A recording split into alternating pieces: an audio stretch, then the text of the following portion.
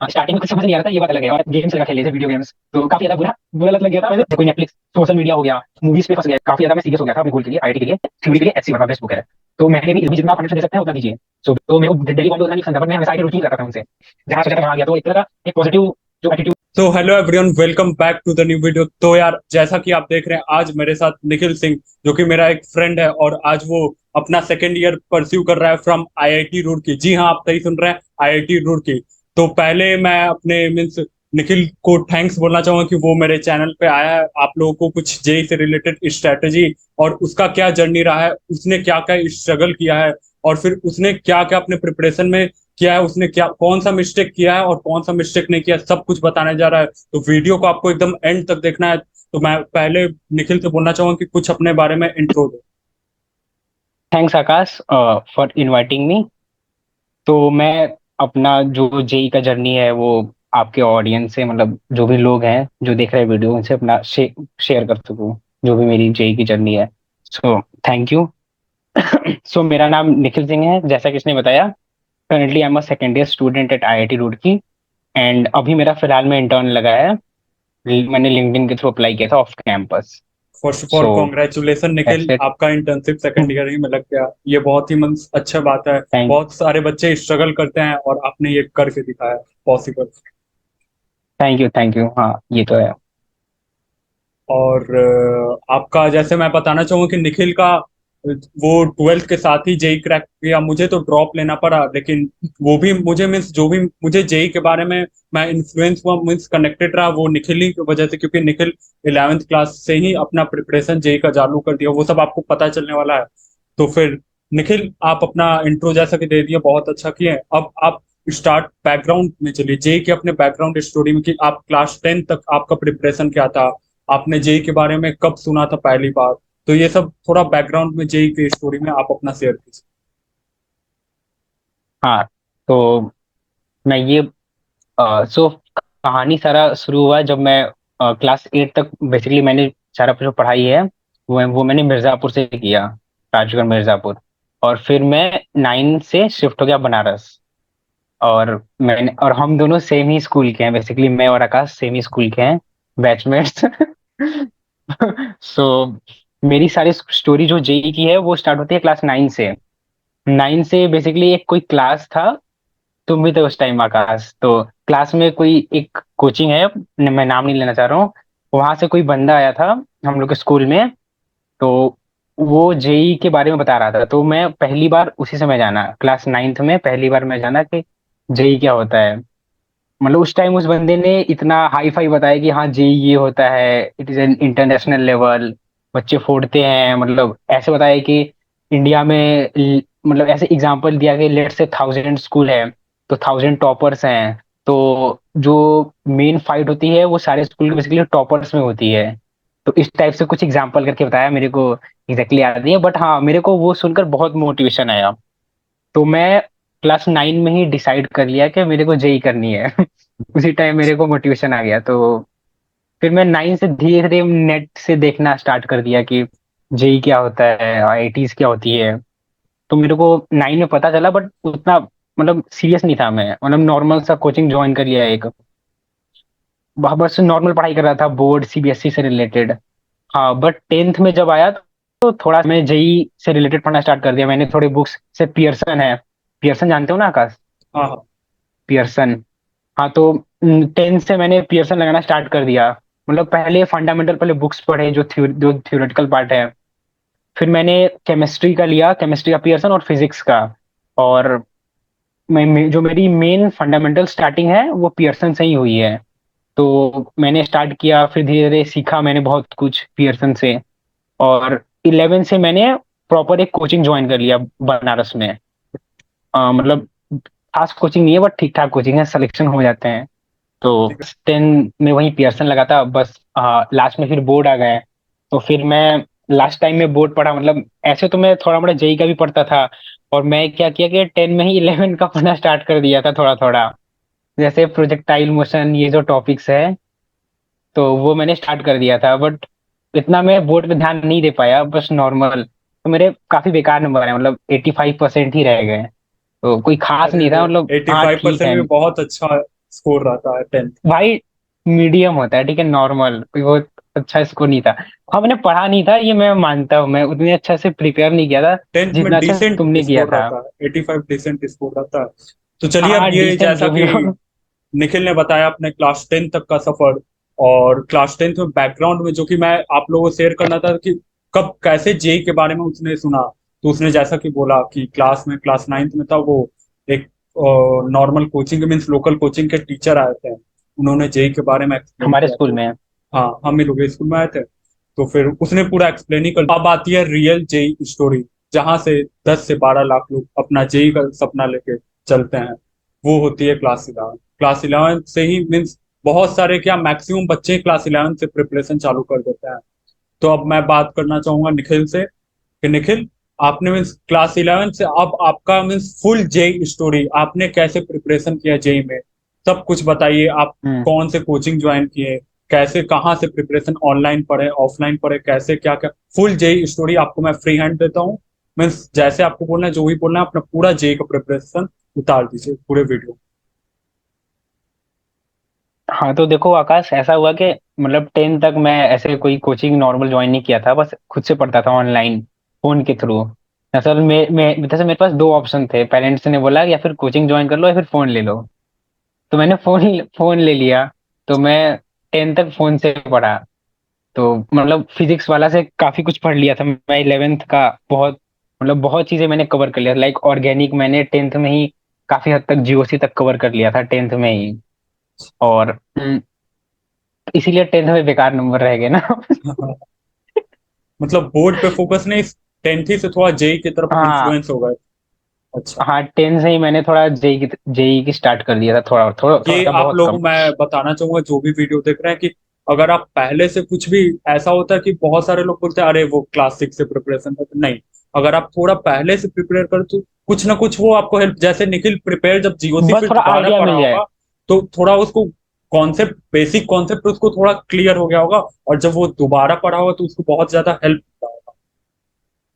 बस तो फिर बस आप एक काम करें, बस आप आइडिया ले लीजिए, मतलब बेसिकली पढ़ना क्या है हमें, तो आप पहले से ही आइडिया लेते हुए चलिए। मतलब पहले से ही 10 से ही स्टार्ट कर दीजिए, थोड़ा आइडिया लीजिए कि जेई में क्या पढ़ना है। तो इसके लिए क्या होगा, आपको बाद में थोड़ा बहुत आसानी होगा आपको पढ़ने में, कॉन्सेप्ट समझने में। बहुत बहुत ज्यादा डिफिकल्टी नहीं आएंगे ऐसा जैसे जितने आते हैं एस्पिरेंट्स को। सो 11 मैंने एक लोकल कोचिंग है बनारस में, ओरिजिन्स, मैंने वो ज्वाइन कर लिया था। हाँ स्टार्टिंग में कुछ समझ नहीं आ रहा था, ये बात अलग है। और जैसा ही समझते हैं कि 10th का जो स्टैंडर्ड होता है और जो 11th का स्टैंडर्ड होता है, वो जो गैप होता है वो बहुत ज्यादा होता है। मतलब अगर 10th का मैथ्स बोले हम यहाँ पर है, तो 11th डायरेक्ट इतने ऊपर हम लोग को छलांग मारना पड़ता है।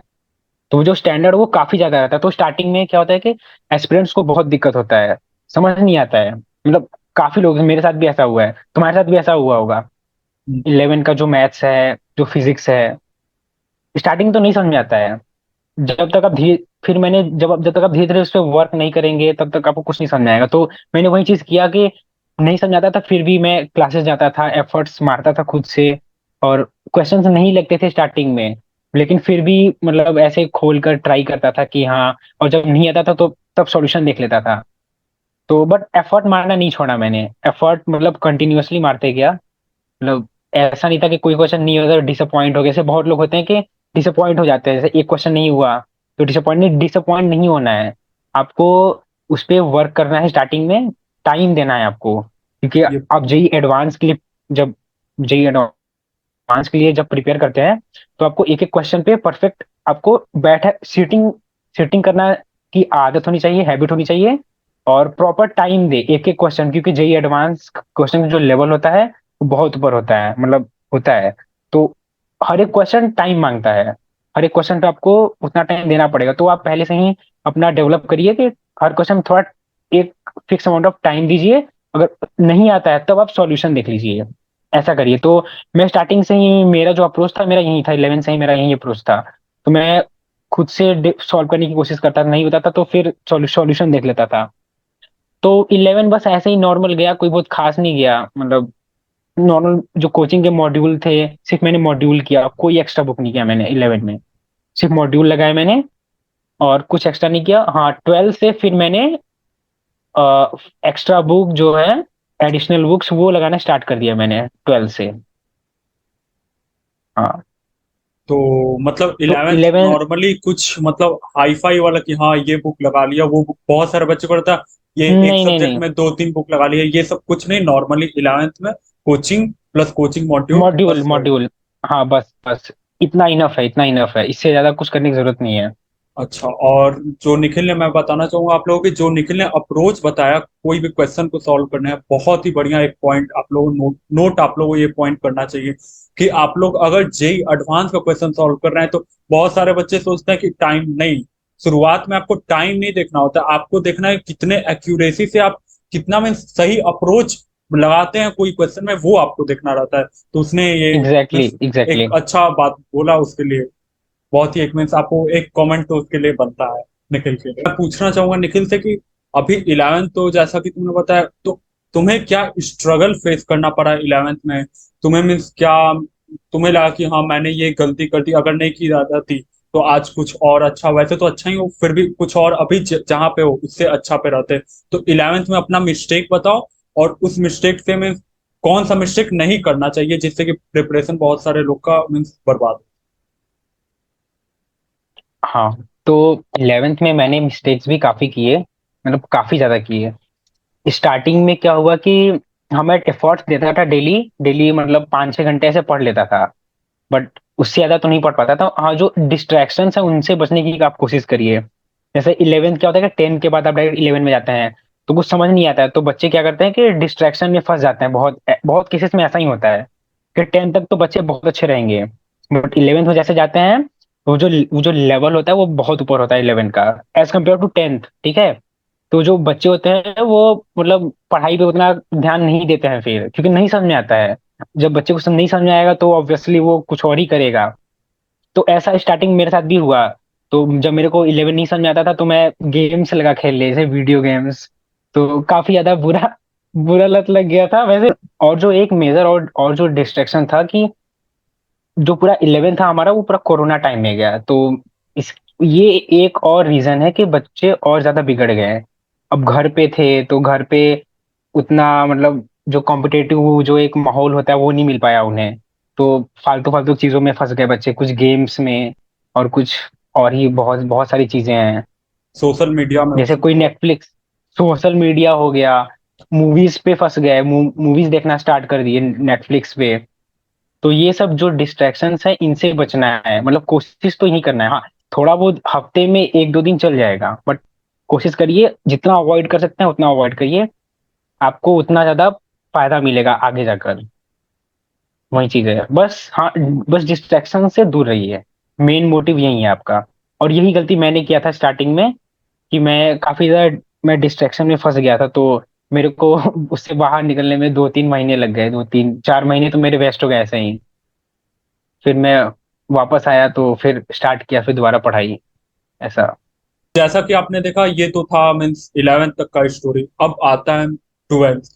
तो मैं पूछना चाहूंगा कि निखिल आपका मीन्स 12th में कैसा प्रिपरेशन रहा, आपने क्या क्या 12th में किया प्रिपरेशन में, कैसे अपने प्रिपरेशन को बूस्ट किया, जो कि बहुत ज्यादा इंपॉर्टेंट होता है 12th में। लाइक 11th तक तो बच्चे बहुत सारे सीरियस भी नहीं होते, और आपने बताया कि 4 महीना आपने बहुत सारे डिस्ट्रैक्शन में आप फंसे रहे, जिसको मीन्स खत्म करने में आपको 4 महीने के अप्रोक्स लग गए। तो फिर आप 12th में आए, हम्म। तो उस चीज को 12th में कैसे सुधारे, और 12th में आपने क्या क्या किया, ये सब आप कंटिन्यू कीजिए स्टोरी। हाँ, तो 12th का ये सीन था कि जैसे मैं अब 11th में जो एग्जाम्स होते हैं स्कूल्स में, उसमें मेरे बहुत बेकार नंबर आ गए थे। मतलब एक तो 10th में 85 थे, वो तो ठीक है, बट 11th में मेरे स्कूल में बहुत बेकार नंबर आ गए थे। तो उससे मैं बहुत ज्यादा डिसअपॉइंट हो गया था। और जेई का भी जो तैयारी था मेरा वो अच्छा नहीं चल रहा था। कोचिंग में काफी ज्यादा मेरे बैकलॉग्स क्रिएट हो गए थे। तो बैकलॉग की वजह से एक तरह का टेंशन भी डेवलप हो गया था, तो उसकी वजह से मेरा ओवरऑल प्रिपरेशन जो था वो नीचे जा रहा था, उसका स्लोप नीचे जा रहा था। तो मैं 11 12th में जैसे ही गया तो मेरा जो फर्स्ट अप्रोच था कि पहले मेरे को वो बैकलॉग जो थे वो बहुत ज्यादा मेरे को डिस्ट्रैक्ट कर रहे थे, कि वो बैकलॉग मेरे को बाद में जाके दिक्कत करेगा। तो मैंने क्या किया कि वो बैकलॉग जो थे 11 को उनको एज इट इज छोड़ दिया। क्योंकि अगर मैं वो बैकलॉग उस टाइम करता तो मेरे को दिक्कत हो जाता, फिर मेरे को जो 12th वाला है मेरा वो वाला पोर्शन फिर आगे का बेकार हो जाता। तो इसके लिए मैंने क्या किया, मैंने उस बैकलॉग को एज इट इज रहने दिया।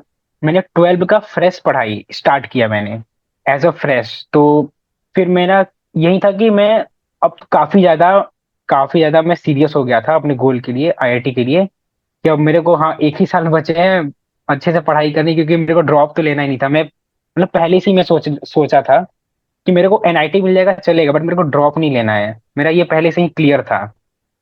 बट हाँ, ये नहीं सोचता कि मेरे को आईआईटी मिलेगा, बट हाँ ठीक है, मैं था कि ड्रॉप नहीं लेना है, बस एनआईटी मिलेगा एनआईटी भी ले लूंगा। तो फिर यही सीन था कि मैं काफी ज्यादा सीरियस हो गया ट्वेल्थ में, ट्वेल्थ से एकदम फ्रेश पढ़ाई किया, और कोचिंग्स काफी ज्यादा मैं जाने लगा, एक्टिव हो गया प्रॉपर, और जितने भी टेस्ट सीरीज होते थे एक भी नहीं स्किप किया। एज कम्पेयर टू इलेवेंथ, मैंने इलेवेंथ में क्या किया था, मैंने काफी ज्यादा टेस्ट सीरीज ही छोड़ दिए थे, जिसकी वजह से और मेरा जो प्रिपरेशन है इलेवेंथ का और ज्यादा बेकार हो गया था। बट मैंने ट्वेल्थ में स्टार्टिंग से ही मैंने एकदम एकदम डिसाइड कर लिया था कि मेरे को एक भी टेस्ट सीरीज नहीं छोड़नी है, और मैंने छोड़ा भी नहीं। और मैंने टेस्ट सीरीज जितने भी कोचिंग में होते थे वो मैंने सारे दिए प्रॉपर सेटिंग पे, 3 घंटे के जो सेटिंग पे होते थे मेंस के जो टेस्ट सीरीज है, वो मैंने सारे दिए। तो यही है। और काफी ज्यादा मतलब मैंने मॉड्यूल लगा दिए पूरे कोचिंग के जितने भी मॉड्यूल्स। जैसा कि निखिल बताया कि मीन्स ट्वेल्थ में आप बहुत सीरियस हो गए थे और आपने मीन्स अपना मीन्स हम्म। जैसे इलेवेंथ में आपने बताया कि टेस्ट सीरीज बहुत सारे आपने स्किप किए थे, लेकिन स्किप किया था मैंने। ट्वेल्थ में आते ही आपने मीन्स टेस्ट को सीरियसली लिया था, जो कि बहुत ज्यादा हाँ, इंपॉर्टेंट सीरियस रोल लिया प्ले मैंने, करता है जी। तो बहुत ज्यादा। अब बात आते हैं कि ट्वेल्थ में आपने मीन्स कौन कौन से रिसोर्सेज यूज किए थे और कौन कौन से रेफरेंस बुक या फिर मॉड्यूल, आप क्या, आपका रिसोर्सेज फॉर जेई क्या रहता था? आपको मीन्स क्या एक प्रॉपर हम्म। माइंडसेट रहता था कि मुझे ये तो मिनिमम चीज ये करना ही करना है, फिर उसके बाद नेक्स्ट चीज पे मूव करना तो मैं ये जो बताने जा रहा हूँ वो मैं बेसिकली फ्रेशर्स को बताने जा रहा हूँ, जो एकदम फ्रेश जेई का स्टार्ट करने वाले हैं उनके लिए बताने जा रहा हूँ। सो फर्स्टली उन्हें क्या करना है कि जो उनका जो जेई का प्रिपरेशन है, वो पहले से ही जो पूरा फोकस होना चाहिए वो पहले एडवांस पे ही होना चाहिए। मतलब मेंस के बारे में तो सोचना ही नहीं है स्टार्टिंग में। मैं फ्रेशर्स के लिए बता रहा हूँ पहले। मतलब उनको मेंस के बारे में सोचना ही नहीं है, स्टार्टिंग से ही प्रिपरेशन जेई एडवांस ओरिएंटेड रहे, स्टार्टिंग से ही जो जेई मतलब पहले थ्योरेटिकल पार्ट कवर करे, थ्योरी समझे, क्योंकि थ्योरी बहुत हेल्प करता है। और थ्योरी के लिए बेस्ट बुक सब जानते हैं, एचसी वर्मा। एचसी वर्मा, ठीक है, बेस्ट फिजिक्स बुक के तो लिए वही है HC थ्योरी के वर्मा। लिए। हाँ, फिजिक्स के लिए, थ्योरी के लिए एचसी वर्मा बेस्ट बुक है। तो मैंने भी इलेवेंथ में थ्योरी के लिए, और मतलब बेसिकली मैं पहले थ्योरी की बात कर रहा हूँ, क्योंकि थ्योरी से कॉन्सेप्ट क्लियर होता है। तो जो स्पेशली जो मैकेनिक्स का पार्ट है उसका जितना भी थ्योरी था, जो भी कॉन्सेप्ट्स थे, वो मैंने सारे एचसी वर्मा से लिए। जो भी कॉन्सेप्ट थे वहां से सीखा मैंने, और उसी के क्वेश्चंस भी लगाए। तो मेरे जो मैकेनिक्स थे वो काफी हद तक सुधर गए थे एचसीवी से इलेवेंथ में। तो एचसीवी तो मस्ट है सारे लोग के लिए, क्योंकि वो एट द एंड आपको जेई एडवांस लेवल पे ले जाएगा। वो बुक, उस बुक को ऐसा डिजाइन ही किया गया है कि वो आपको जेई एडवांस लेवल तक की थिंकिंग डेवलप करा देता है। तो मैकेनिक्स के लिए वो बेस्ट है, ठीक है। और बात करें और जो बाकी पार्ट्स हैं, उनके लिए मैंने पहले तो मॉड्यूल्स ही किया है, मैंने मॉड्यूल्स के थ्रू जो भी है ये। तो निखिल, जैसा कि आपने हम्म। बताया भाई, फिजिक्स के लिए आपने मैकेनिक्स वाले पार्ट के लिए ज्यादा इंपॉर्टेंस दिया HC वर्मा को, और जो हम्म। बाकी पार्ट था फिजिक्स का वो उसको आपने कवर किया मॉड्यूल से। तो ये तो बात मॉड्यूल हुई से। फिजिक्स की। अब बात आती है केमिस्ट्री की। तो केमिस्ट्री में आपने कौन कौन से रिसोर्सेज जेई के लिए यूज की, थोड़ा बताइए। तो मैं पहले बिगनर्स के लिए बता रहा हूँ। तो फ्रेशर्स के लिए क्या करना है कि इनऑर्गेनिक के लिए सिर्फ, जैसे कि सब लोग जानते हैं, एनसीईआरटी, तो इनऑर्गेनिक के लिए एनसीईआरटी इनफ है, मोर देन इनफ फ्रेशर्स के लिए। और बात हुई फिजिकल की, तो फिजिकल के लिए आप कोचिंग का मॉड्यूल फॉलो करिए, और आप कुछ थ्योरेटिकल जो पार्ट है, जैसे कोई कोई में आपको थ्योरी भी इंपॉर्टेंट है। फॉर एग्जांपल जैसे फिजिकल में केमिकल काइनेटिक्स हो गया। तो केमिकल काइनेटिक्स में क्या है कि आप एनसीईआरटी भी रीड कर लीजिए, क्योंकि उसमें थोड़ा थ्योरेटिकल पार्ट भी है। तो उसके लिए आप एनसीईआरटी, मैं एक एग्जांपल की तरह बता रहा हूँ। तो एनसीईआरटी उसमें क्या है कि आपको काफी ज्यादा हेल्पफुल करेगा थ्योरेटिकल पार्ट के लिए। और जो आपका प्रैक्टिकल वाला पार्ट है वो आप कोचिंग के मॉड्यूल के थ्रू करिए। तो ये इतना इनफ है स्टार्टिंग के लिए, इतना इनफ है। आप सिर्फ एनसीईआरटी और जो कोचिंग का मॉड्यूल है उस पे स्टिक रही। बात हुई ऑर्गेनिक की, तो ऑर्गेनिक के लिए मैंने 10th से ही जैसे मैं थोड़ा बहुत पढ़ा था ऐसे, मतलब जीओसी तक। और मैं 11 से मैंने क्या किया कि बालाजी पब्लिकेशन का एक बुक आता है, MS चौहान, तो वो बेस्ट बुक है ऑर्गेनिक के लिए। आप उसी को प्रिफर करिए, मैं सारे लोग से वही बोलूंगा, आप वही प्रिफर करिए, सबसे बेस्ट बुक है। तो ये बात हो गया आपका फिजिकल ऑर्गेनिक और इनऑर्गेनिक का। और और बात हुआ मैथ्स का, तो मैथ्स के लिए तो आप एनसीईआरटी कर लीजिए पहले, क्योंकि वो आपको बोर्ड्स में काम आ जाएंगे। और एनसीईआरटी के बाद आप तुरंत कोई, या फिर आप कोचिंग के मॉड्यूल पे शिफ्ट हो जाइए, या फिर कोई एक अच्छा रेफरेंस बुक ले लीजिए। इन दोनों से आप कोई एक एक कर सकते हैं। तो जो मेरा सिनेरियो था, तो मैंने कोचिंग का मॉड्यूल किया, कोचिंग का मॉड्यूल प्लस जो एनसीईआरटी थे बोर्ड्स के लिए। तो बस यही था स्टार्टिंग के लिए, इतना इनफ है, मोर देन इनफ। और जब आप जेई एडवांस पे स्विच करेंगे, तो अब उसके लिए बता रहा हूँ मैं सीक्वेंस वाइज। तो जेई एडवांस के लिए क्या करना है कि, मतलब ये मैं डिवीजन इसलिए बना रहा हूँ कि कोई बिगिनर समझ पाए कि पहले से ही पहले हमको एडवांस लेवल पे करना है। जब लास्ट टाइम आएगा तब आपको मेन, मतलब जो बिगिनर है पहले जो स्टार्टिंग मैंने बताया वो करना है। और एडवांस के लिए जो स्पेसिफिक चीजें हैं वो मैं बताने जा रहा हूँ कि एडवांस के लिए क्या होता है कि आपको स्पेसिफिक चीजें करनी होती है। तो वो जो है वो मैं बताने जा रहा हूँ। तो ऑर्गेनिक के लिए तो सिंपल वही MS चौहान बेस्ट बुक है। और कोई आप रेफरेंस बुक फॉलो कर लीजिए। हाँ, पीवाईक्यू तो मस्ट है। उसके बाद पीवाईक्यू तो सब करेंगे, में मस्ट है। पीवाईक्यू की बात लास्ट में करेंगे, अभी बुक पे। अच्छा। तो और जेई एडवांस के लिए MS चौहान ऑर्गेनिक के लिए बेस्ट है, आप उसी को फॉलो करिए, क्योंकि उसमें लेवल 1, लेवल 2, लेवल 3 करके होता है। तो हम्म, वो बेस्ट है, आप सारे लेवल सॉल्व करिए। और जो कोचिंग के मॉड्यूल है वो भी सॉल्व कर दीजिए, जेई एडवांस से रिलेटेड जो है। तो इतना आपका मोर देन इनफ है जेई एडवांस के लिए। और आप टेस्ट सीरीज भी सॉल्व कर सकते हैं जेई एडवांस से रिलेटेड हुए, मतलब जैसे चैप्टर वाइज होते हैं ना, तो आप चैप्टर वाइज सॉल्व कीजिए। तो मैंने काफी ज्यादा चैप्टर वाइज सॉल्व किया था, जैसे जीओसी का, आइसोमेरिज्म। तो इसका मैंने specific chapter wise JEE advance का मैंने पीवाईक्यू सॉल्व किया ही था, और मैंने टेस्ट सीरीज भी दिए थे चैप्टर वाइज। तो आप ऐसा कर सकते हैं ऑर्गेनिक में, सारे चैप्टर के सेपरेट आप कोई एक सब्सक्रिप्शन ले लीजिए, जो भी आपको प्लेटफॉर्म अच्छा लगे वहां से सब्सक्रिप्शन ले लीजिए। और वहां के आप जो टेस्ट सीरीज है वो दे लीजिए, चैप्टर वाइज पहले दीजिए, फिर पूरा कंबाइंड दे लीजिए ऑर्गेनिक का। तो इससे आपका ऑर्गेनिक एकदम जेई एडवांस पे फॉलो हो जाएगा, आप बहुत अच्छा स्कोर कर सकते हैं जेई एडवांस का ऑर्गेनिक में, मतलब ना मोर देन इनफ है। और बात हुई फिजिक्स की, तो फिजिक्स की जेई एडवांस के लिए मैं बोलूँ तो जो आपका कोचिंग का एडवांस लेवल का एक मॉड्यूल होता है, जैसे एक मेंस लेवल पे बनाया जाता है और एक एडवांस लेवल पे, ऑलमोस्ट सारे कोचिंग में होते हैं। तो पहले कोचिंग वाले स्टूडेंट्स को बता रहा हूँ मैं। तो आप वो जो जेई एडवांस लेवल का मॉड्यूल है पहले वो कर लीजिए, आप अच्छे से करिए उसको। और फिर उसके बाद आप कोई एक अच्छा बुक फॉलो कर सकते हैं, जैसे मैंने एरोडोव में मैंने इलेक्ट्रोस्टैटिक्स जो है वो मैंने पूरा एरोडोव किया था। तो उससे मेरा इलेक्ट्रोस्टैटिक सबसे स्ट्रांग था। और हालांकि मैंने जेई एडवांस में मैक्सिमम जो स्कोर थे वो मेरे, जितने भी मतलब मैक्सिमम क्वेश्चन जो इलेक्ट्रोस्टैटिक्स थे पेपर 1 पेपर 2, मैंने ऑलमोस्ट सारे क्वेश्चन सॉल्व कर दिए थे, मतलब मेरे से सारे क्वेश्चन बन गए थे जो 2022 में हुआ था जेई एडवांस। तो वो मेरे को सारा, मतलब कॉन्फिडेंस जो मिला वो मेरे को मतलब इरोडोप से ही मिला। तो आप चैप्टर वाइज स्पेसिफिक होके पढ़िए जेई एडवांस के लिए, क्योंकि आप जानते हैं कि जेई एडवांस में सारा पढ़ने से तो कुछ होगा नहीं, क्योंकि आपको एट द एंड आपको 50% से ही कम ही लाना पड़ता है, आपको उतना भी नहीं सोचना है, 50% ही सोच के चलिए तो उतना ही मोर देन इनफ है। मैं तो उतना ही सोचा था। तो उसके लिए क्या है कि आपको स्पेसिफिक चैप्टर वाइज ही करना पड़ेगा जेई एडवांस के लिए, कि ऐसा नहीं कि हम मैं सारा चैप्टर पढ़ लूँ, तो वो वैसे नहीं चलेगा। इसमें क्या होता है कि जैसे आप इलेक्ट्रोस्टैटिक्स कर रहे हैं, तो इलेक्ट्रोस्टैटिक्स में एकदम एकदम एडवांस लेवल तक करने के लिए आपको लेवल फॉलो करने पड़ेंगे। जैसे आप पहले कोचिंग का मॉड्यूल कर लिए, फिर उसके बाद कोई एक अच्छा बुक, जैसे मैंने एरोडोव किया था पूरे पूरे इलेक्ट्रोस्टैटिक्स के लिए।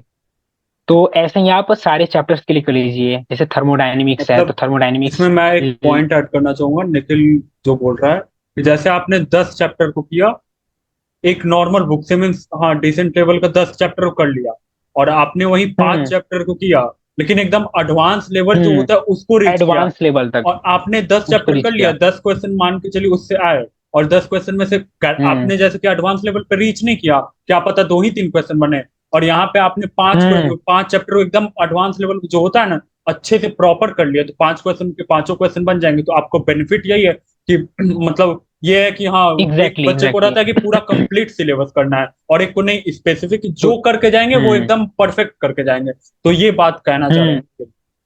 हैं। Yes exactly exactly. सो तो यही है, आप पहले जेई एडवांस का जब बात है तो आप हर एक चैप्टर में हर एक जो सब्जेक्ट्स हैं उसमें एक लिस्ट बना लीजिए।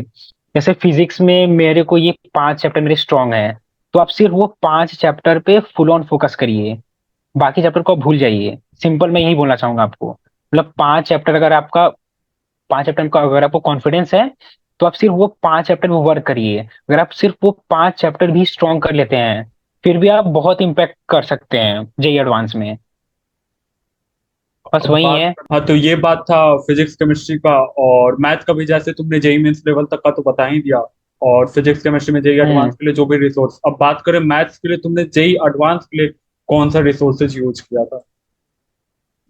तो जेई एडवांस के लिए जो कोचिंग का एक फास्टर प्लस लेवल का जो होता है, जो वो सब एडवांस के लिए डिजाइन करते हैं, तो स्पेसिफिकली आप वो लगाइए, आप सारा फोकस उस पर दीजिए, क्योंकि वो जो कोचिंग वाले जो मॉड्यूल डिजाइन करते हैं एडवांस लेवल वाला, वो बेस्ट होता है, उसमें सेलेक्टेड क्वेश्चंस होते हैं और हर एक क्वेश्चन में दम होता है।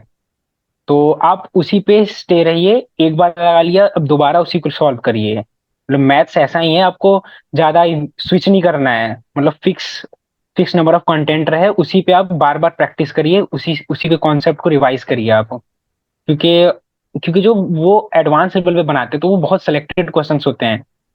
बस यही है, मैंने तो सिर्फ कोचिंग के मॉड्यूल्स ही किए उसके लिए, मैंने जेई एडवांस मैथ्स के लिए। ठीक है, तो अब ये बात हो गया रिसोर्सेज के लिए।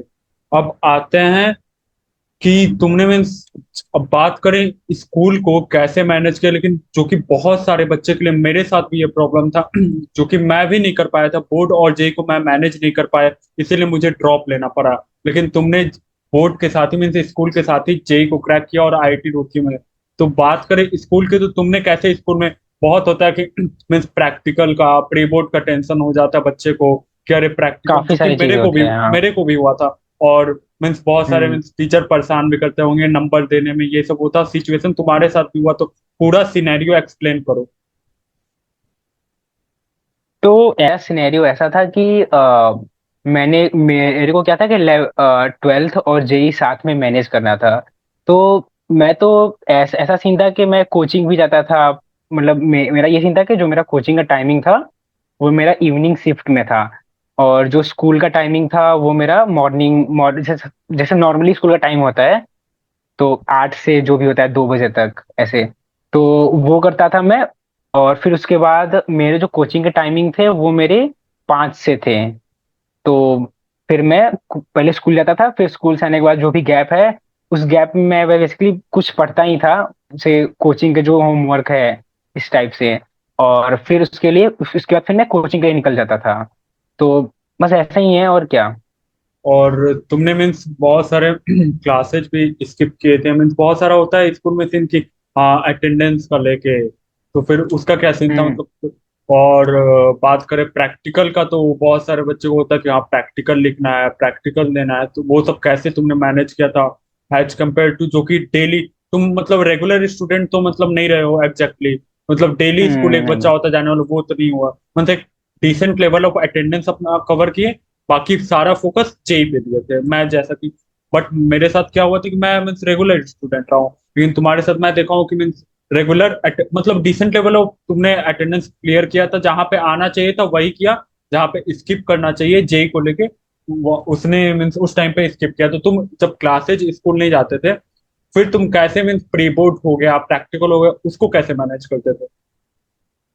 तो बेसिकली मैं ये एक बात बताना चाहता हूँ कि मैंने प्रैक्टिकल काफी स्किप किया था मैंने। अच्छा, मैनेज करने के लिए थे।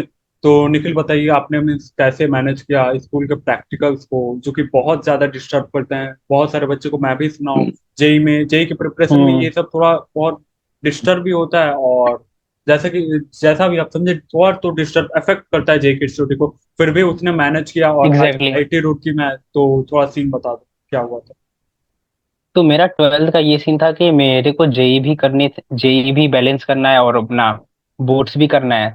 तो मेरा पहले से ही फोकस था कि मैं जो जेई को ज्यादा, मैं जो प्रायोरिटी है वो मैं ज्यादा जेई को दूंगा। मेरे दिमाग में पहले से ये सेट था, ठीक है।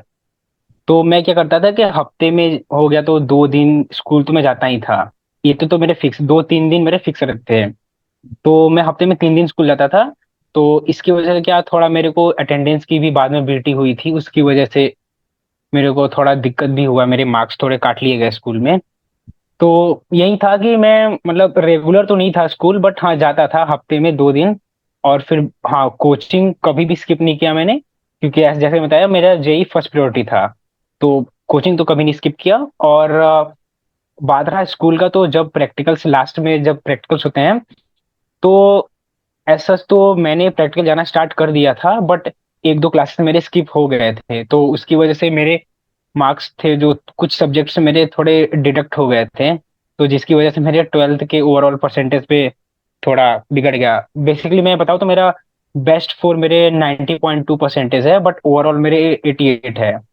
तो बट हाँ, मैंने ठीक ही है मतलब, बस यही है कि मीडियम है। अगर आप, मैं इस पॉइंट में एक पॉइंट ऐड करना चाहूंगा कि अगर आप अपने, देखो यार, जेई को अगर आप मैनेज करना आप चाहेंगे तो कर लेंगे, नहीं चाहेंगे वो आप पे डिपेंड करता है। लाइक मेरे पे डिपेंड था कि मैं, मतलब जैसे निखिल ने बोला कि वो जेई को पहला प्रायोरिटी रखा था, लेकिन मेरा था सीन कि जेई तो था, इन्फ्लुएंस था, लेकिन थोड़ा सेकेंडरी में चल जाता, तो प्राइमरी फोकस मेरा बोर्ड की तरफ, इसीलिए मैं बोर्ड को नहीं, मतलब जेई को नहीं क्रैक कर पाया। लेकिन निखिल ने शुरुआती से अपना प्रायोरिटी फिक्स रखा था कि मुझे पहले जेई ही करना है, उसके लिए उसने थोड़ा सफर भी किया, अटेंडेंस को लेके थोड़ा सिचुएशन हुआ था और मार्क्स प्रैक्टिकल मार्क्स भी तो मेरे मार्क्स भी मेरे मार्क्स कटे। डिडक्ट हुए थे। मार्क्स भी मेरे कटे। हाँ हम्म। तो लेकिन उसने मीन्स कर लिया, फिर एट द एंड मैटर करता है आप कहाँ पे, एट द एंड उसको 12th ही में आईआईटी मिल गया और वो खुश हो गया। बोर्ड में 88% भी खराब बात नहीं है, और उसने ये भी मीन्स दिख रहा है आप लोगों की कैसे उसने बोर्ड को और जेई को दोनों को साथ मैनेज किया।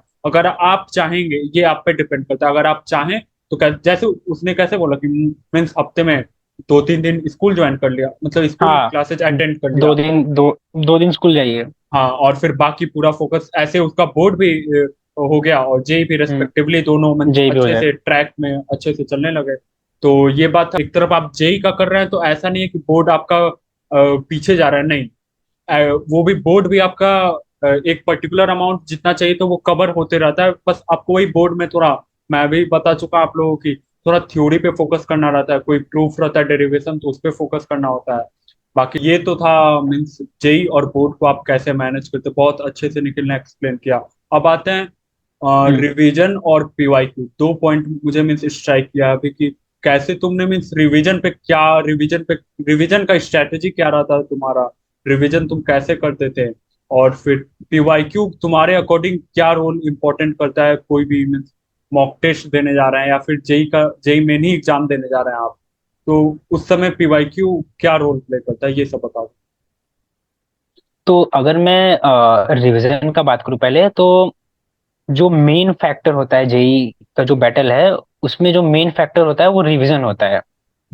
अब क्या होता है कि इंसान 2 साल में तो बहुत कुछ पढ़ सकता है, लेकिन उसको लास्ट वाले दिन तक एग्जाम, या अगर वो रिवीजन नहीं करेगा तो उसको जीरो आउटपुट मिलेगा, कुछ कुछ फायदा नहीं होगा उसको। क्योंकि वो इतना कुछ पढ़ना है, उसको दिमाग में स्टोर भी रखना है उसको। तो उसके लिए रिवीजन जो है वो बहुत कंपलसरी है। तो one of the major factor जो बहुत बच्चे इसमें डिफीट कर जाते हैं इस बैटल में, वो due to lack of revision. Revision वाला पार्ट है, मैं उसको 2 पार्ट में डिवाइड करना चाहूंगा। एक, जब जेई का एग्जाम जो पास आ जाए, जैसे 2-3 महीने जब बचे हो एग्जाम के लिए, वो वाला पार्ट, और उसके जो पीछे वाला पार्ट है जो आपका प्रिपरेशन वाला पार्ट है। तो इसमें मैंने डिवीजन इसलिए किया क्योंकि स्टार्टिंग में क्या है कि आप लोग को प्रैक्टिस भी करना है और रिवीजन भी करना है। जैसे फॉर एग्जांपल मैं ऑर्गेनिक का एग्जांपल लेता हूँ। जैसे ऑर्गेनिक में क्या करना है कि स्टार्टिंग में तो आपको पहले सारा पार्ट कवर करना है ऑर्गेनिक, सारा जो चैप्टर्स हैं, क्योंकि आप जानते हैं ऑर्गेनिक में बहुत सारे चैप्टर्स है। जैसे जैसे कि आकाश जानते हैं आप, हम्म। ऑर्गेनिक में कितने सारे पार्ट्स है और कितना कुछ पढ़ना रहता है ऑर्गेनिक में। तो उतना कुछ आपको रिमाइंड नहीं रह पाता है, अगर आप प्रैक्टिस नहीं करेंगे तो आपको नहीं याद रहेगा लिटरली, क्योंकि इतने सारे पार्ट्स हैं। तो जो रिवीजन का पार्ट होता है ऑर्गेनिक का, तो मैं स्पेशली ऑर्गेनिक बताना चाहूंगा कि ऑर्गेनिक में ये रखना है कि पहले आप सारे चैप्टर्स कवर कर लीजिए, फिर उसके बाद आप स्टार्टिंग से चैप्टर वाइज आप पहले से ही ले लीजिए कोई पेड सब्सक्रिप्शन, जो जैसे कि मैं पहले ही ले लिया था।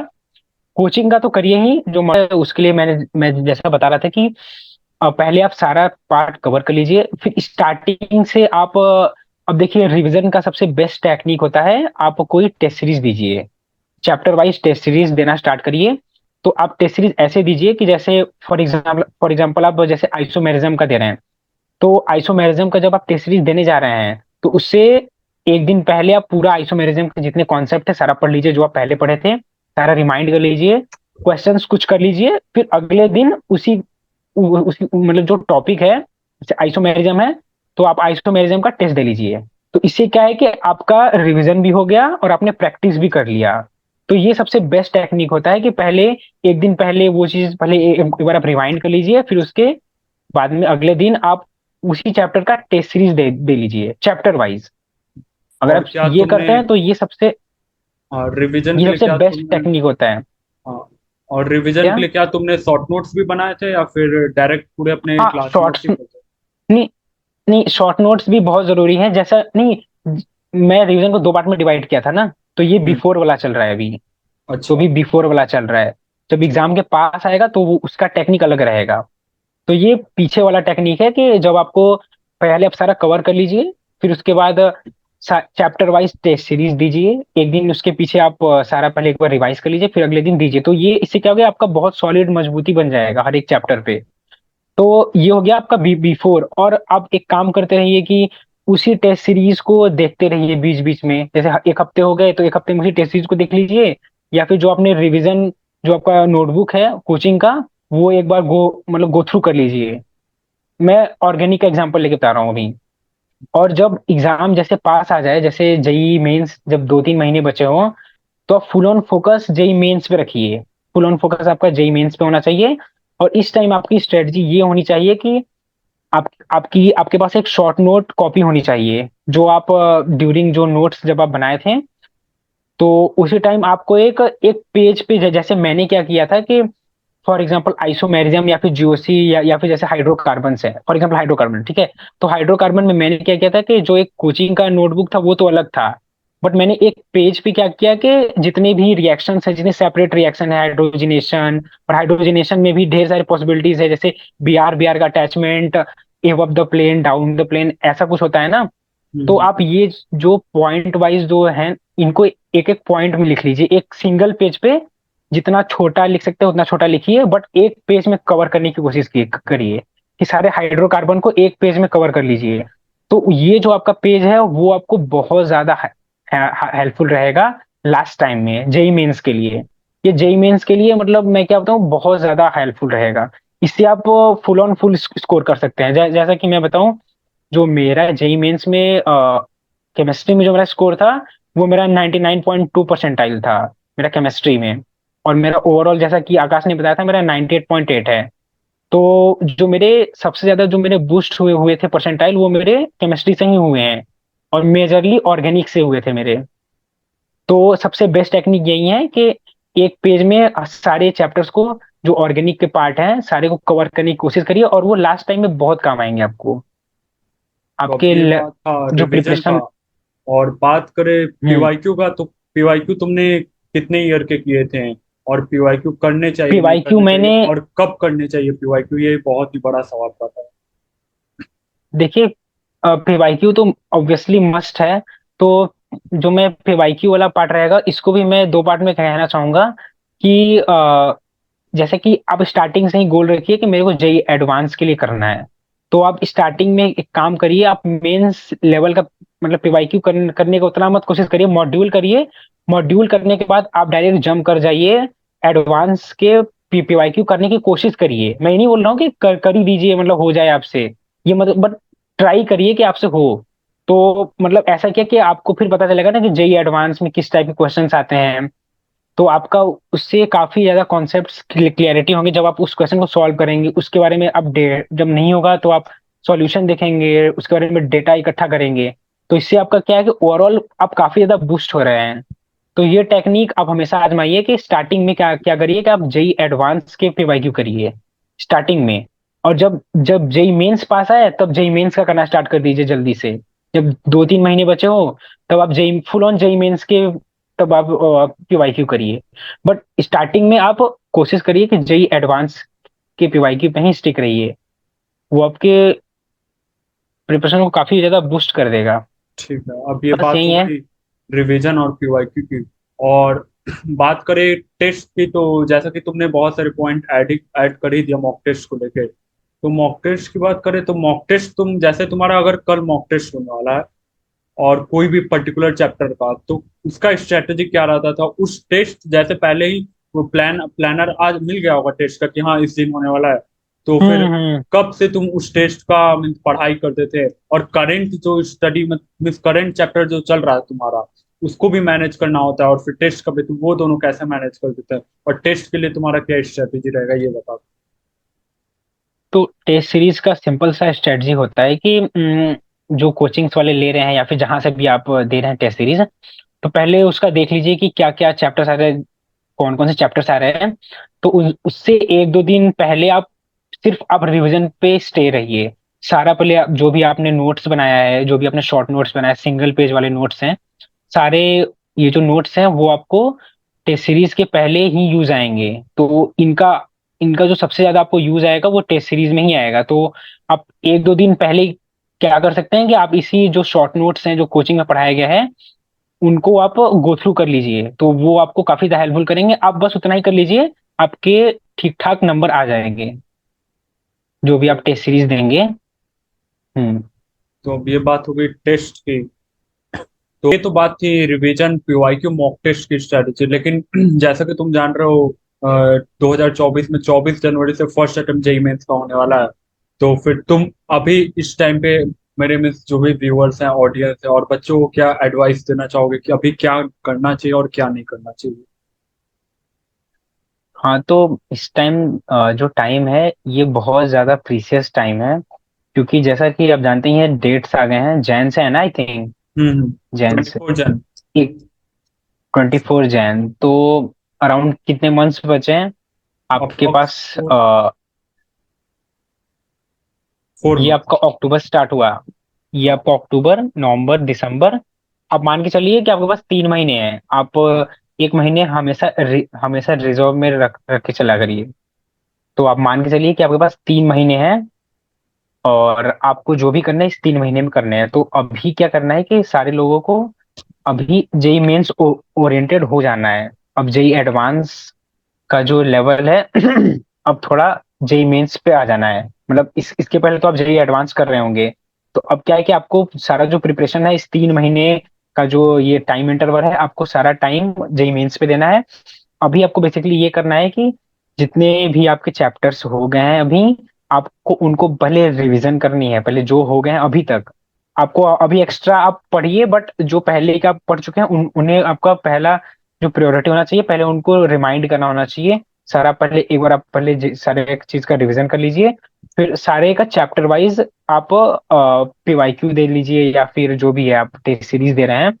अब जेई मेंस लेवल का दीजिए, पहले आप जेई एडवांस लेवल का दे रहे थे बट अब क्या क्या अब आपको जेई मेंस लेवल का देना है। और आप अभी कोशिश करिए कि फॉर्मूलेज जो है फिजिक्स के, छोटे छोटे फॉर्मूलेज हैं, क्योंकि फिजिक्स में ऐसा जानते ही हो आकाश तुम भी, ये हम्म। फॉर्मूला बेस्ड क्वेश्चन आते हैं। तो जेई मेंस में क्या है कि सिर्फ फॉर्मूले बेस्ड, तो आपको एक ऐसा लिस्ट तैयार कर लीजिए फिजिक्स के लिए स्पेशली मैं बता रहा हूँ। उस लिस्ट में क्या है कि हर एक चैप्टर्स की जितने भी छोटे छोटे फॉर्मूलेज हैं उस लिस्ट में सारे फॉर्मूलेज होने चाहिए। वो आपको लिटरली बहुत हेल्पफुल करेगा, क्योंकि JEE mains is all about formulas. आपको जितना अच्छा फॉर्मूलेज याद रहेंगे आपके आंसर आ जाएंगे, क्योंकि ऐसा उतना ट्रिकी तो रहता नहीं है मेंस का। तो मेंस के लिए फॉर्मूला इज इनफ। तो सारे चैप्टर्स के फॉर्मूला एक पेज पे आप लिख लीजिए और वो आप बार बार रिवाइज कर लीजिए। जैसे आप कोई टेस्ट सीरीज देने जा रहे हैं जेई मेंस लेवल का, तो जस्ट 1-2 घंटे पहले उस फॉर्मूले के लिस्ट को देख लीजिए। अगर आप फॉर्मूले लिस्ट, फिर आपके सारे दिमाग में रिमाइंड हो जाएंगे, फिर एक आपका अब पॉइंट क्योंकि ऐड करना चाहूंगा कि जैसा कि निखिल हम्म, बोल रहा है फॉर्मूला, ये बात वो कंसिडर करके बोल रहा है कि आपने पहले से वो रिवीजन के पॉइंट में बोल रहा है फॉर्मूला, मतलब वो बात वो कंसिडर कर ले रहा है कि हाँ। आपने उस चैप्टर के पहले कॉन्सेप्ट अच्छे से कर रखे हैं, फिर रिवीजन टाइम में आप कौन अगर सा? फॉर्मूला अच्छे से रिवाइज करके गए तो फिर आराम से आपका रिवीजन हो जाएगा और आप एक अच्छा डिसेंट स्कोर कर सकते हैं। हाँ, क्योंकि तो ये बात। मेंस एज सच इतना ट्रिकी क्वेश्चन बनाता तो है नहीं। नॉर्मल फॉर्मूलेज ही अगर आपको याद है तो क्वेश्चन बन जाते हैं, लिटिल इतने तो बन जाते हैं। तो वही है, आप बस आपको फॉर्मूलेज याद होने चाहिए सारे। तो अभी क्या करना है, आप सिर्फ जितने फॉर्मूलेज की लिस्ट तैयार करिए, और जितना जितना आप मेंस ओरिएंटेड पीवाईक्यू सॉल्व कर सकते हैं या फिर जो भी टेस्ट सीरीज दे सकते हैं, मेंस ओरिएंटेड स्टार्ट कर दीजिए अभी से। क्योंकि अब सिर्फ तीन, मान के चलिए आपको 3 महीने हैं, 1 महीने आप हमेशा रिजर्व में रखा करिए। तो तो ये वही तो है कि एडवाइस था। अभी। हम्म, हम्म, तो ये तो एडवाइस था, मतलब कि अभी आप कुछ आप मीन सजेशन देना चाहेंगे व्यूअर्स को कि हाँ अभी कुछ कैसे, मीन्स कुछ मोटिवेशन देना चाहेंगे निखिल? हम्म। तो लास्ट टाइम पे अभी क्या करना है कि जैसे जैसे बताया आपको मेंस ओरिएंटेड रहना है। और ये यही वो टाइम है जिसमें क्या होता है कि मैक्सिमम ऑफ जो कैंडिडेट्स होते हैं वो गिव अप करना स्टार्ट करते हैं। क्योंकि अभी क्या होता है कि कुछ बच्चों का सिलेबस नहीं कंप्लीट होता है, कुछ बच्चे कुछ बच्चों से क्वेश्चन सॉल्व नहीं होते हैं तो वो डिसअपॉइंट हो जाते हैं। तो आपको क्या करना है कि डिसअपॉइंट नहीं होना है बिल्कुल। अब जिस लेवल पे हैं उस लेवल से हमेशा अप करने की कोशिश करिए। आप बेसिकली अभी क्या है, अभी आप फुल ऑन मेंस पे ध्यान दीजिए। आपसे एडवांस क्वेश्चन नहीं बन रहे थे तो ठीक है, अभी उसको छोड़ दीजिए। अब सिर्फ क्या है, मेंस लेवल पे ही करना है। अब आपको क्या करना है कि जो जैसा कि मैं पहले बता चुका हूँ, तो आपको पहली बात डिमोटिवेट नहीं होना है बिल्कुल। आपको हमेशा मोटिवेटेड रहना है, और जितना आप पढ़ाई अब कर सकते हैं आप स्टार्ट कर दीजिए। क्योंकि जो आपका ये 3 महीने का जो पढ़ाई है वही एट द एंड आपको आपके रास्ते पे ले जाएगा। आपको जहां भी जाना हो, आपको आपको एनआईटी जाना है या फिर आईआईटी जाना है, तो अभी क्या है कि जो 3 महीने हैं वो आप फुल ऑन उस चीज को दे दीजिए। फिर आपको वो आउटकम मिलेगा, आपको जरूर मिलेगा। आपको एट द एंड वो जरूर मिलेगा आपको, तो उसमें कोई वो नहीं है। सो हम्म। अभी बी फोकस्ड एंड जो भी आपका वर्क है उस पर 100% दीजिए। अभी जितना आप 100% दे सकते हैं उतना दीजिए। सो तो बेस्ट ऑफ कहने का लक मतलब है, फॉर योर एग्जाम्स। और कहने का मतलब है कि अभी इधर उधर की बात पे एकदम मूव नहीं करना है कि मेरा बिल्कुल होगा नहीं, बिल्कुल सिलेक्शन, नहीं। नहीं होगा, ये सब बारे नहीं में हो, सोचना हाँ। ही नहीं है। आपको अभी अपने में हाँ, एक ही फोकस रहना चाहिए कि हाँ मुझे अपना बेस्ट देना है, जितना ज्यादा अपने आप बेस्ट अपने देना से है, मीन्स हाँ। इनपुट दे सकते हैं दीजिए। आउटपुट का टेंशन अभी मत लीजिए, आप अपना बेस्ट देते रहिए। और फिर ऑल द बेस्ट, जो हम्म। भी एग्जाम आ रहा है आप जरूर फोड़ेंगे, अपने जो भी। ऊपर कॉन्फिडेंस रखिए।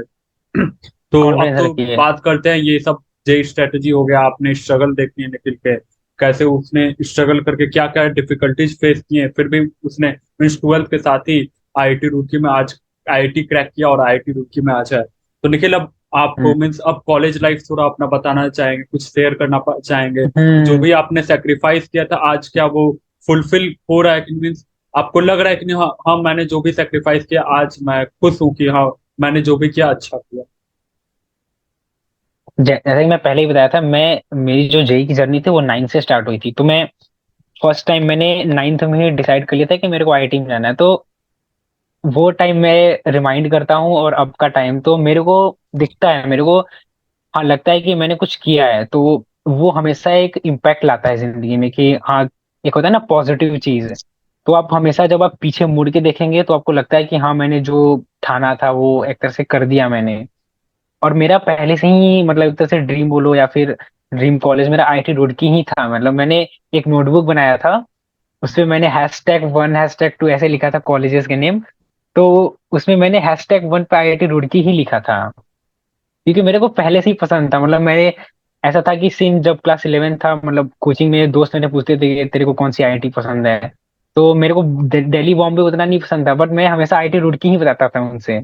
और पेरेंट्स भी पूछते थे तो बस आईआईटी रुड़की, तो बस वही हो गया कि जहाँ सोचा था वहां आ गया। तो एक तरह का एक पॉजिटिव जो एटीट्यूड है बोल सकते हैं, या फिर जो एक पॉजिटिव मोटिवेशन जो बोल सकते हैं, वो आ सेटिस्फैक्शन गया आज है। तो रहता होगा एक अच्छा कि हाँ। सेटिस्फैक्शन, एक पॉजिटिव एनर्जी, तो वो काफी ज्यादा इंपॉर्टेंट होती है लाइफ में। कि ताकि आप क्या है कि अब आपको आगे की लाइफ में काफी ज्यादा हेल्पफुल करेगी। वो जो पॉजिटिव एनर्जी है वो काफी ज्यादा हेल्पफुल करेगी। और आईआईटी में आना जस्ट कोई बहुत वो नहीं है, बट हाँ ये है कि अब काफी ज्यादा आप सेल्फ सेटिस्फाइड फील करेंगे कि हाँ जो सोचा था वो हो गया, इस टाइप का चीज है। तो काफी अच्छा चीज है, आप आईआईटी में आने के बाद काफी चीजें एक्सप्लोर करेंगे। जैसा कि मेरा फर्स्ट ईयर कंप्लीट हो गया, मेरा भी जस्ट सेकेंड ईयर हुआ है, मतलब सेकेंड ईयर में मैंने एडमिशन लिया।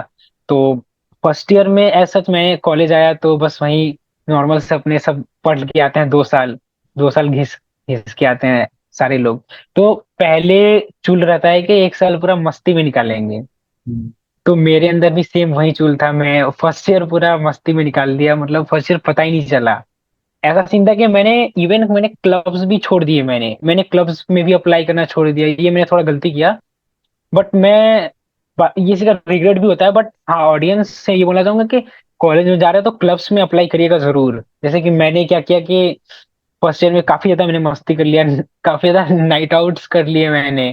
तो थोड़ा मेरे जो एकेड थे वो भी थोड़े बिगड़ गए, तो अभी क्या है कि थोड़ा सीरियस हो रहा हूँ, कोशिश कर रहा हूँ बस। और बात करूँ कॉलेज लाइफ की तो काफी ज्यादा अच्छी है, मतलब बहुत अच्छी है, और मैं जो कुछ सोचा था वो है। मैं कुछ इस वीडियो के बाद मैं कुछ निखिल के क्लिप्स भी ऐड कर दूंगा आईआईटी रुड़की के उसमें मीन्स उसके फोटोज ऐड कर वो दूंगा, हाँ और हाँ थोड़ा वो कॉलेज मैं लाइफ सेंड कर मैं दूंगा तुम्हें। शेयर करूंगा। हम्म तो वो यही मैं था सेंड कर यार दूंगा। निखिल का स्टोरी। आप लोग इस स्टोरी को देख के मोटिवेट हुई है कि कैसे उसने मीन्स 98.8 परसेंटाइल जेई मेन से डायरेक्ट जंप किया आईआईटी रुड़की में। ऐसा भी नहीं होता कि बहुत सारे लोग सोचते हैं कि 99 परसेंटाइल 99.9 परसेंटाइल वाले ही बंदे जाते हैं आईआईटी में। नहीं, ऐसा बिल्कुल नहीं होता है। 98.8 परसेंटाइल लाया, बोर्ड के साथ ही आईआईटी रुड़की में हुआ। तो इस स्टोरी से आपको बहुत कुछ सीखने को मिलेगा, तो वीडियो को एकदम अच्छे से, और अगर आपको ये वीडियो पसंद आया तो एक लाइक जरूर कीजिएगा। मेरे लिए ना सही तो निखिल के लिए, निखिल के स्ट्रगल के लिए एक लाइक जरूर आपको करना है। तो फिर चलिए और नेक्स्ट वीडियो। और और आकाश के एफर्ट्स के लिए भी लाइक जरूर बनता है। अरे थैंक यू, थैंक यू। तो चलिए फिर नेक्स्ट वीडियो में कोई और आपको दिखेंगे। एक बहुत ही मीन्स अच्छे लोग को मैं बुलाने की कोशिश करूंगा। पहला मीन्स मेरा निखिल जैसे कि फ्रेंड था, क्लास 9 से हम लोग एक साथ पढ़े हैं, तो निखिल को इनवाइट किया। फिर नेक्स्ट और भी लोग आएंगे, तो आपको बस यही कमेंट में बताना आपको कैसा लगा। कुछ गलतियां भी हम मीन्स कम्युनिकेशन में मेरे से हुए हुए कुछ निखिल से, तो उसको इग्नोर कीजिए क्योंकि ये पहला पॉडकास्ट था। और कमेंट में अपना मीन्स बेस्ट पार्ट वीडियो को बताइएगा।